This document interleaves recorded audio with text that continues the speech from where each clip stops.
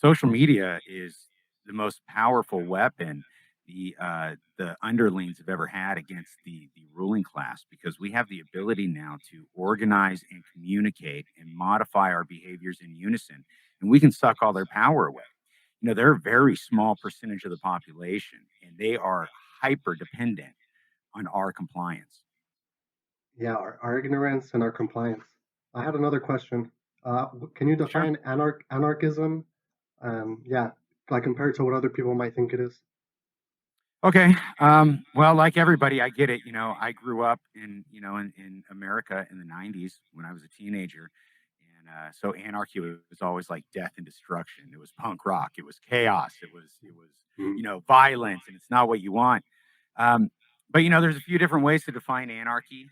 From a spiritual perspective, I believe anarchy is the only thing that exists, because anarchy is the understanding of self ownership, and every human, every animal, every insect, every plant its life force has control over its own body. That's just the way it is. Even if somebody's holding a gun to your head, you still have to comply with what they're saying, right? So they're still not forcing you; they're just coercing you. So from Mhm. a spiritual perspective, that's what anarchy is to me. And then from more of like a political spectrum, the etymology of the word "and" meaning without, archy meaning rulers. So instead of, a lot of people misunderstand it. They think it means no rules, but anarchy doesn't mean no rules. It just means no rulers, right?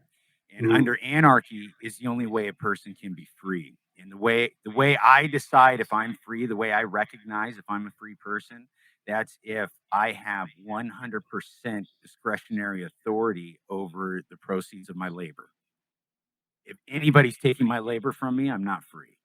And it doesn't matter if it's half a percent, quarter a percent. If it's a gun to my head to steal it from me, I'm not free. Mhm. Yeah, I agree with that definition.